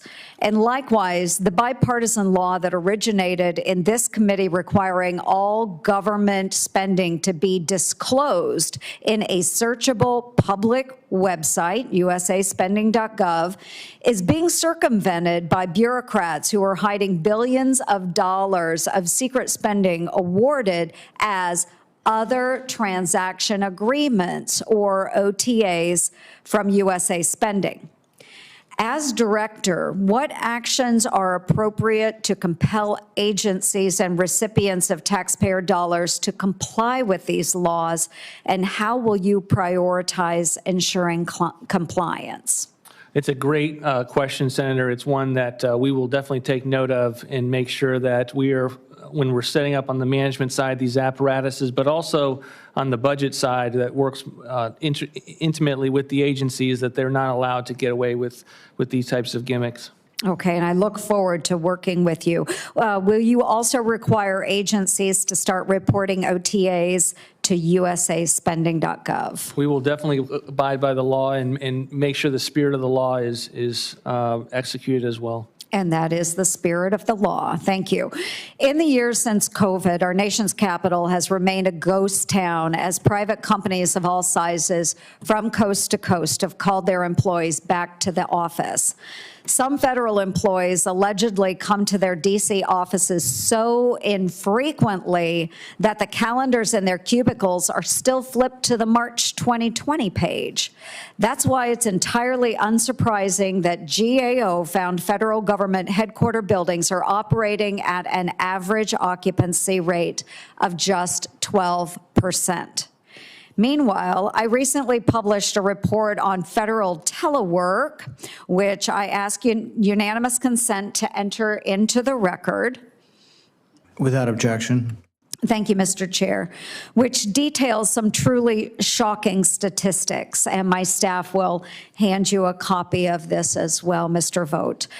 Before COVID, just 3% of employees eligible to telework did so. Now, 6% of those employees say they report in person on a full-time basis. 6% showing up for work every day. Depending on the agency, between 23 and 68% of surveyed teleworking employees are boosting their salaries by receiving incorrect locality pay. Some employees claim to be working in D.C. while living more than 2,000 miles from their office. As you are aware, the Office of Management and Budget holds the critical responsibility of ensuring the federal workforce delivers meaningful results for the American people. Strong leadership from your office to correct the Biden administration's asleep-at-the-wheel approach to federal workforce management would send a very powerful and much-needed message to the rest of the government. To this end, I will ask a few key questions. First, will you share your daily schedule with the public? Yes. Congress has a set 60% utilization goal for your headquarters building and the headquarters building of each federal agency. What steps will you take to get each agency to meet Congress's goal? Well, I think we're going to make it a priority, and obviously you've heard through your Doge leadership with the leadership of the president's Doge that this is a major area that they're looking at. We're going to be looking at ways that OMB can come along beside and ask the right questions both on the management and the budget side to get a sense for how are agencies monitoring their own employees that might be benefiting from the DC pay rate when they're not living in DC.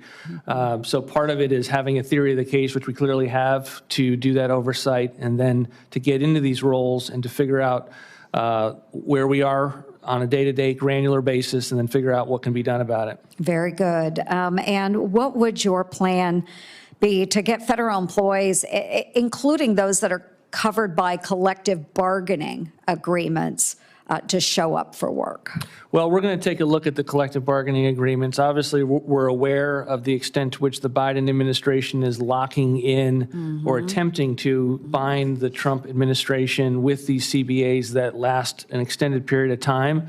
I don't have anything to announce other than to agree with you that it's a concerning phenomena and one that we are looking at very closely. Very good. And I have a number of other questions as well. We went through a number of these yesterday in my office. I truly appreciate that.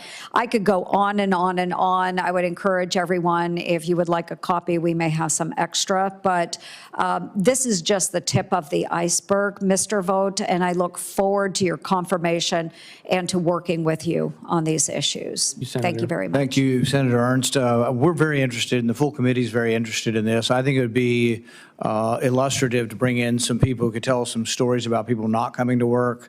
I do recall that when the baby formula problem happened and the baby formula was contaminated, we had the heads of 3 agencies or 4 agencies, and one of the senators asked the question, when was the last time you were in the office? Most of the heads of the agencies, like the head of the CDC, FDA, they hadn't been in the office for a month. So we need to talk about this, and if nothing else, we got to shame some people to going back to work. There has to be some metrics. The private practice works because you have profit and somebody monitors your work. If you're not being monitored and there is no profit number to see whether you're doing any work, it's impossible. But let's work together on maybe doing a hearing on this in the near future. With regard to the regulations, Senator Scott brought up some of the different regulations, and it brought to mind a couple of things. We had a bridge collapse in Kentucky a few years ago. A tugboat hit it. And so I thought, well, they tell you these NEPA regulations take like 3 or 4 years to get. Maybe we should have an exemption. If your bridge falls down and you're going to build the bridge in exactly the same place, you don't have to do any NEPA review at all. And I think I got about 20 votes or whatever, 15 votes. We couldn't even pass an amendment, that common sense, saying it's going in the same place. It reminds me of one other quick anecdote, then we'll go back to a couple of questions. Did you see the story recently about the snail darter? So apparently the snail darter was discovered back in the 70s when they were building a dam in Tennessee. And now they've got somebody to admit that, well, he told people at the time, this will stop the dam. It's a new species. And apparently now they've done all these genetic testing, and it's not a new species. And the more they looked, the more they found the snail darters everywhere. We had a dirt darter in Kentucky, must be a relative of the snail darter, and we had to lower one of our lakes by 30 feet where there's a lot of marinas and recreational activity. And while the dam was lowered to rebuild an earthen dam, Lordy, they found some dirt darters in a river, and they said we can't fill we don't want to fill the lake back up because we'll hurt the dirt darter. My question was, it's a fish, doesn't it like water? But I mean the craziness of all this stuff. And one more, we have the pocketbook mussel. It's been listed on the Endangered Species Act. Have you ever seen mussels? They are everywhere. Any pond, lake, creek's got mussels everywhere.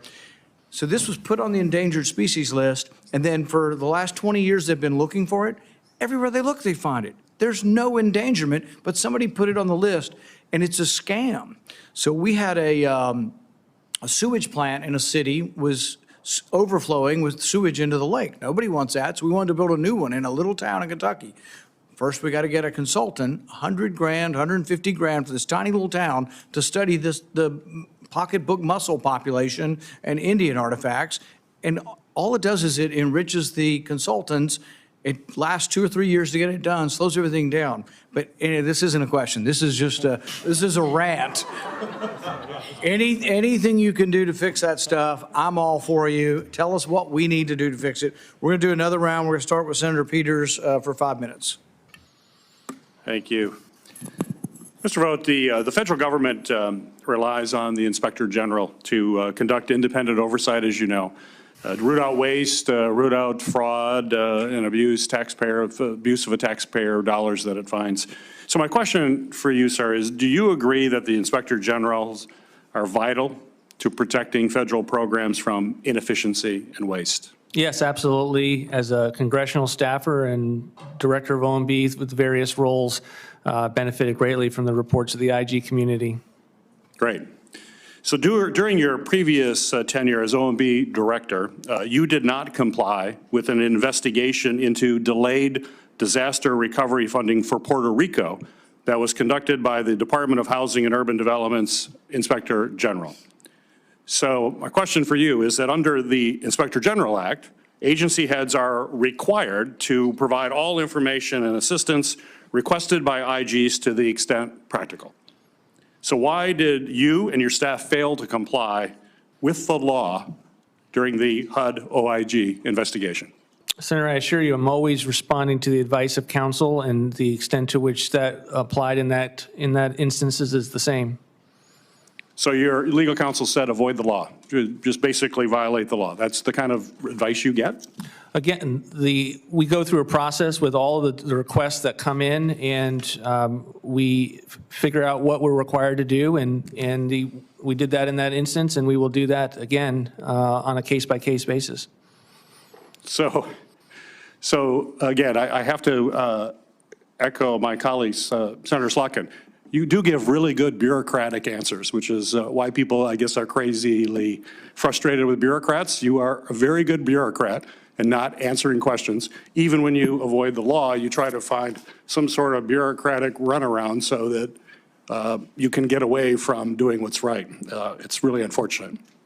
My next question is under leadership, OMB also obstructed the GAO review on delayed Ukraine assistance by refusing to comply with GAO requests for information, and you also defied a congressional subpoena that was issued by the House Intelligence Committee in 2019. So you defied a congressional subpoena. Will you comply with a congressional subpoena if you receive one from this committee, or will you defy it as you've done in the past? Senator, as you know, the president was being impeached at that time. The Office of Legal Counsel instructed the appointees of the executive branch, because their agency counsel were not going to be allowed to participate in those proceedings and therefore protect privileged information, not to go to the Hill. So of course I will come to Congress if subpoenaed, but there's a reason why we consult our lawyers, particularly at the Office of Legal Counsel, as to their determinations with protecting the presidency, and an agency head has to listen to what they have to say.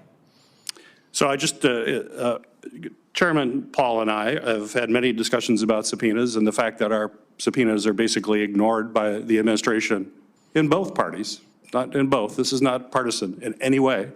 But it's clear, Chairman Paul, we're going to get the same kind of stonewalling on subpoenas if we continue to get these kind of bureaucratic answers from OMB under the leadership of Mr. Vought. Mr. Vought, will you commit to complying with all oversight requests you receive from the Inspector General, the Government Accountability Office, and Congress, or will I get the same bureaucratic runaround answer that I've received in all the other questions?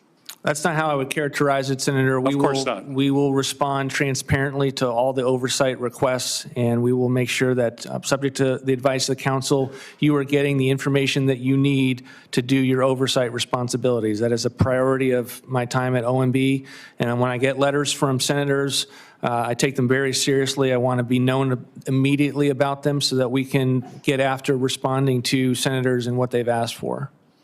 So I expect I'm going to get the same bureaucratic answer to my last question here. Will you commit to fully and promptly responding to oversight requests from this committee, including from the ranking member and from other minority members? You've already stated that you will take these letters seriously. We will definitely respond to your letters. And respond with another very eloquent bureaucratic answer that, sorry, we can't comply. Is that what we should expect? We certainly got it the last time you were in OMB. How is it going to be different this time? How will things be different this time? Senator, I would go back to something earlier that you said. We come up here and we are, when you subpoena us, when you request for us, even beyond using the subpoena power, we come to Congress. You've never, outside of the impeachment situation, you don't have an example to point to in which we're not willing to come and defend our actions before these bodies and the ones in the House. That will continue, and we will continue to help you do the oversight process that I think is vital by giving you the information that you need. At the same time, respecting the differences between the executive branch and the legislative branch, and that the president has a policy deliberative process that needs to be respected as well. Well, time will tell. Thank you, Mr. Chairman. Senator Langford. Thank you, Mr. Chairman. I don't think this committee wants to discuss who is and who isn't willing to be able to come for hearings. When last year, for the first time in 20 years, the Biden administration refused to come for the global threats hearing. So the request was made month after month after month to the Biden administration for Mayorkas and Christopher Wray to be able to come and give a public accounting for it, and they stiff-armed this committee for months and refused to come. So I understand what happened during the impeachment time, that was a very unique moment that I hope is not repeated again, obviously. But this committee certainly has not had response from the Biden administration actually coming and appearing before this committee or delivering documents. Well, Senator Langford, I hope that you will recognize that I called that out very aggressively. Oh, you did? I have been consistent in that. It's not, I was way out front in calling that was wrong. 100%. And I was grateful for that. I was just saying that's not just a moment to say this happened once during the Trump administration. This is a challenge. And I would just follow on with, it's us against them. We are the legislature, all right? The ambition to pit ambition against ambition was us against them, not Republican against Democrat, us against the executive. So while I'm going to vote for Russell Vought, I want him to correspond with us. And if we ask for records, I'm going to ask with you. Yep, totally agree. So let me do blitzkrieg through some different topics here. GAO does a high-risk list. Do you all evaluate that? Do you go through that? Is that meaningful to you? Because what I asked GAO to do years ago was to take their high-risk list and to split it. Executive branch can do this on their own. Legislative branch have got to be able to act on this. They do that now and split it. So we each get our to-do list on that. Is that important to you as you go through it? Absolutely, yes, sir. Okay, that's helpful because we're both going to have quite a list on this. I have a question on E-Verify. This should not be a challenge, but it has been a challenge and has been over multiple administrations. The law requires E-Verify be used for federal contracting and for primes, subprimes, and all that. But GAO has looked at this year after year and has determined no one's really checking it. So no one's asking the next question, are they really using E-Verify? Sometimes they do on the primes. But then all the subprimes that they use, no one's really asking. There is, without question, we have under federal taxpayer dollars, contracts being used right now where the folks that are doing it are not legally present in the United States. I think most people would be really shocked by that. We also have asked the question on OTAs and those other transactional agreements, are we checking E-Verify for that? And the answer we got was kind of a sheepish no. We kind of treat those differently. So if an OTA is used, no one is asking on E-Verify on it to be able to verify if folks with American taxpayer dollars are actually Americans. So while we talk about buy American for products, we're not always hiring American, even in the United States on that. How does that get fixed? I will definitely take a look at that and start to inquire about what's going on with regard to that. Thank you. Retrospective review is a big deal. You and I have talked about before. We're back in nerdy territory to be able to go back and say, if a regulation was made years ago and it's been left alone, we should go back and take a look at it years later and say, did it work? Is it costing more? Is it there? I bring this up because during the time of COVID, President Trump put out a statement to say, for all those regulations that are out there, we understand everything's weird right now across the country. We got to figure out how to still be able to process and do work, and we got to figure out the regulations. Somehow, as a country, we survived with relaxed regulations on it. I think there's a need to be able to go back and do a regulatory review and to say what regulations were relaxed at that time that we later learned, the country still works with that. Is that a need to be able to go back and do a regulatory review, not only during that time period, but for all regulations? Yes, very much, Senator. In fact, the president's given us a new goal. He had originally had a 2-for-1 goal in the first term. He's now given us a 10-for-1 goal. We believe that we can hit that, but it's going to require looking at everything that doesn't make sense within government and reassessing and trying to get better outcomes as a result. I can't even begin to tell you how many Oklahomans would tell me, I just want the government to make sense.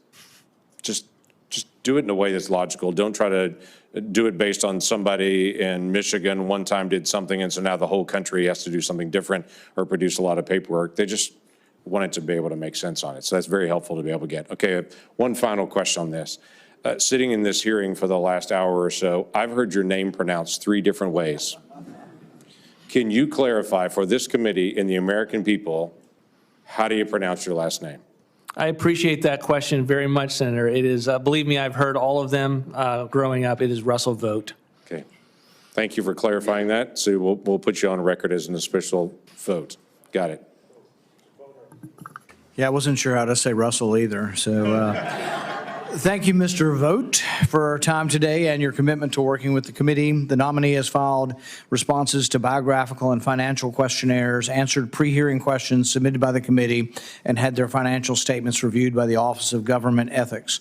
Without objection, this information will be made part of the hearing record, with the exception of the financial data which are on file and available for public inspection in committee offices.